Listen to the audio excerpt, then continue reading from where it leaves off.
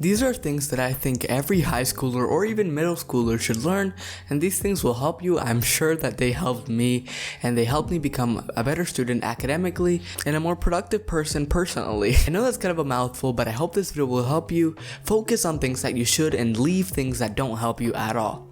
The first piece of advice, and the thing that everybody should learn how to do, is learn not to hyper-focus on grades. This is something that I know many people struggle with. Many of my friends actively still do struggle with this, and it's never really been an issue for me, but I've seen this completely tear some of my friends apart in some cases. This hyper-focusing on your grades can cause severe stress if you don't reach your certain goal or your certain percentage rate, I guess. You can feel constantly pressured by the mere idea of having to get constant straight A's or B's or whatever the hell you're aiming for. And if you really do want to get straight A's, which is absolutely amazing, it's fantastic that you want to be this advanced academically, do it in a way where it doesn't feel like there's constant pressure on you, and in a way that helps both you and your mental health, because there's no use in getting amazing grades when your mental health is constantly deteriorating by the pushing factor of having to get straight A's or straight B's or whatever you want. What I would say is don't stress if you get a B or a C on a test, or even a D or an F. After all, if you want to practice some of the things that in life that will actually help you, don't focus on things that are out of your control. Once you've studied for a test and once you have taken the test, the result is completely out of your control. And there's no point in worrying in things that are out of your control because you're wasting brain space. Instead of worrying and stressing or crying about the grade that you got, analyze the grade, ask yourself, why did I get this grade? And focus on the weaknesses that made that note so low in the first place. Asking friends that are actually good in the topic and that did get good grades on the test or the project or the assignment that you got a bad grade on can help you loads. Just asking a friend, hey, how do I do this? I'm struggling with this. I know it may be like, oh, I don't want to do that because I don't want to seem weak kind of thing, or I don't want to do that because I don't want to ask for help. But do it. I'm sure they would be plenty happy to help you. And if they don't, just don't bother them with it again. Just ask another person, or even ask the professor or the person teaching you the topic. It's literally their job to help you, so they won't say no, trust me. You should use high school and middle school to build as many friendships as you can with other people. If you hyper focus on grades, I'm talking about hyperactively focusing on grades, not like, oh, I want to get an A every once in a while, because everybody does want to get an A every once in a while. And again, this is not to be confused with me saying that people that get straight A's have no friends. All I'm saying is that, because I did get also in high honors and honor rolls, and I have plenty of friends. All I'm saying is that sometimes hyper focusing on grades can lead to not talking to as many people as you think you have, and not building as many relationships with people that you may want to have talked to in the past. Having all sorts of different friendship circles can help you get different perspectives on personal and academic things. You'll get different outputs from different people, and these outputs will help you become a better student and become a better person in many cases. These people also act as connections, so you can use them, and you can that sounded so messed up. You can ask for help in future situations if you need it, because certain people have different skill sets, and if you're friends with every skill set, then you have access to all of their resources. And it's just really good to build different friendships and not to hyper focus on things that are out of your control. The second thing I would recommend that everybody, beginning in preschool if you're watching this, is to build a habit of reading.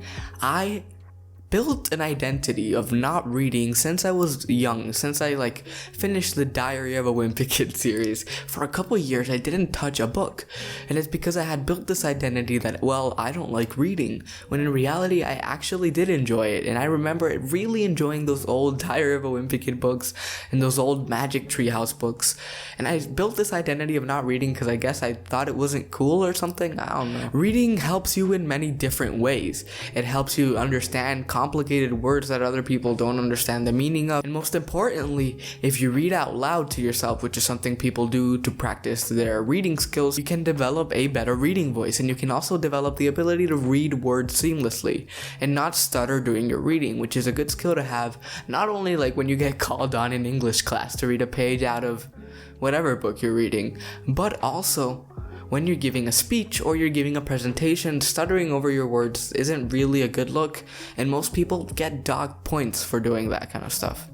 even if it is out of their control. It just doesn't look well to a teacher and it makes you look unprepared. Reading can fix this. Even by reading simple books, you can just get a better understanding and you can use them to practice your reading voice and the ability to read and comprehend difficult words. I got a Kindle, which I'm sure you already know of because as the time of I'm recording this video, my Kindle video just came out. And yeah, I got a Kindle, read that, got a bunch of other books, read those. Just you should want to build a habit of reading from a younger age, especially middle school, high school. If you build an identity of not reading and if you already have that identity, you should try and scrap it as quickly as possible. Trust me, no one thinks you're lame for reading. No one thinks reading sucks. And the people who do think that, it's probably because they've never touched a book in their lives. A lot of people that I've talked to said that they too had built an identity around not being a reader or not being good at math, simply because of the fact that they told themselves that and they repeated that until it got drilled into their brains. This is a concept that James Clear talks about in Atomic Habits. If you drill a habit into your mind, or if you drill an identity into your mind, you'll most likely act upon that identity subconsciously. So you need to build an identity of being a reader, and you need to build an identity of like anything really. If you want to be better at math, tell yourself that you are the type of person that's good at math. So yeah, that's my second tip. Read as much as possible because it will help you in the long run. Another piece of advice that I would give is to learn a basic video editing software. I know what you're thinking. Why would a high school student need to learn how to use a video editing software? I don't want to start a YouTube channel. I don't want to become a director. I don't want to direct the next tall girl. Why should I learn a video editing software? And the reality is that this is such a great tool that people can take advantage of. You'll have loads of video projects, not loads, maybe a couple dozen sprinkled throughout the school year. And learning and being effective at a video editing software can help you get better grades in these. Some people who aren't prepared for these assignments and who haven't taken the time to learn a basic video editing software struggle with these and end up editing their videos on their phones. And they don't turn on very well because usually, on very rare occasions, is this not true, apps on video editing on your phone aren't very good. So learn a video editing software. I would recommend iMovie and DaVinci Resolve. DaVinci Resolve is way complicated, but don't look at the other aspects of it, just look at the timeline feature. iMovie is very straightforward, a 5-year-old could learn how to use it. And I will have hopefully a more complex video showing how the steps to iMovie is. I don't use iMovie anymore because I want to like experiment with other more complicated editing softwares, but I think that this is a very valuable tool. If your friends know you for having an ability to edit videos, they'll pair up with you more often in video projects, and you'll be a more useful tool to, well, that sounds messed. You'll be a more helpful friend to your friends. I know this may sound like a bit of a stretch, but by editing videos, you make yourself more open to new friendships. If people know, or if people saw a past video project that you did and saw that it was very good, they're gonna like ask you to be their partner in this specific project because they know you have that one skill. Also, if you're strictly academical like some people, learning a video editing software helps you get better grades. I've gotten countless like private messages from teachers who've said, hey, that video you did was very good.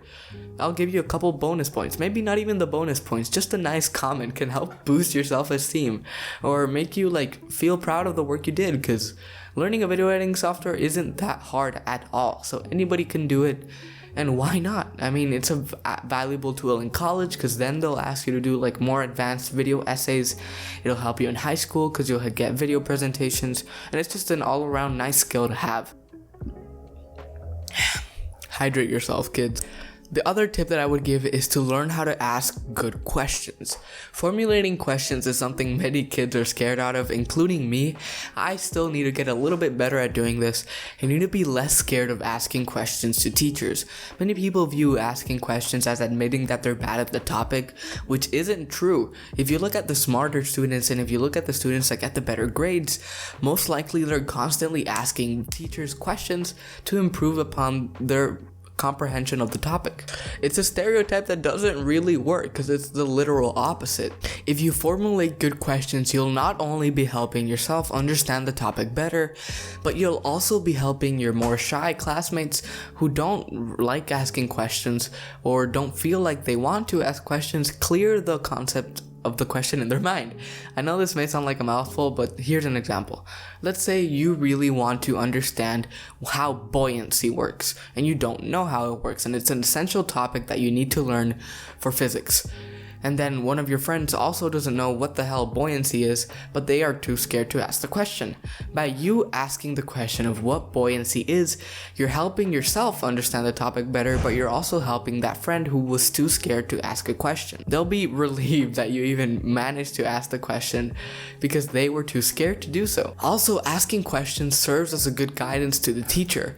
If they see a lot of students asking questions, they'll know what topics to better improve on for the future. What I would recommend is having a habit of asking at least one question per class. Since we're in an online era now and we're only just now starting to go back to school, if you're still taking classes on Zoom, you can use the private chat, or hell, even unmute yourself, dude.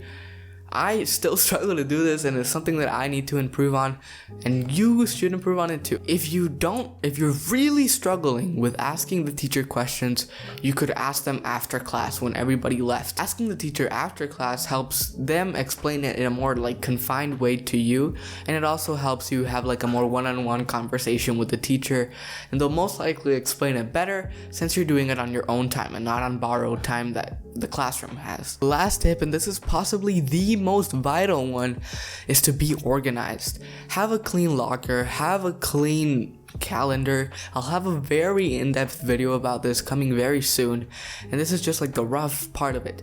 Build a calendar, have a to-do list, have a clean locker, dang it.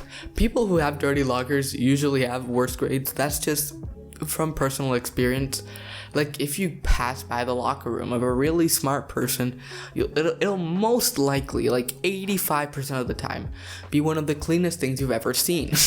Why? Because smart people like to be organized, and people that want to build better habits like to be organized. Being organized can help you find things better, find things easier, get to class quicker, because you don't have to like dig through the jungle of books you have to find that one history assignment that you had to turn in 2 weeks ago, but then you forgot to turn in 2 weeks ago, and now your teacher's only giving you partial credit, but you want full credit, so you send them an email being very nice, and it doesn't work, and you get a 50 on that assignment because you lost it in your locker. Or maybe it was crumpled in your backpack. Be organized. If you turn being organized into a habit, it'll help you in the long run. Trust me. So yeah, that's my conclusion. These tips I would give to any student, and I wish that I would have learned them sooner. But I'm trying to apply this into my life more, and have actually seen drastic changes in both the way that I feel about myself and my productivity, and like how that reflects on my grades. I've gotten slightly better grades, and I've gotten a more sense of achievement now that I've organized my things and now that I've applied these concepts into my life. I hope this video helped you. Leave a like and subscribe. And I'll see you in my next video, hopefully, if you like me. Bye.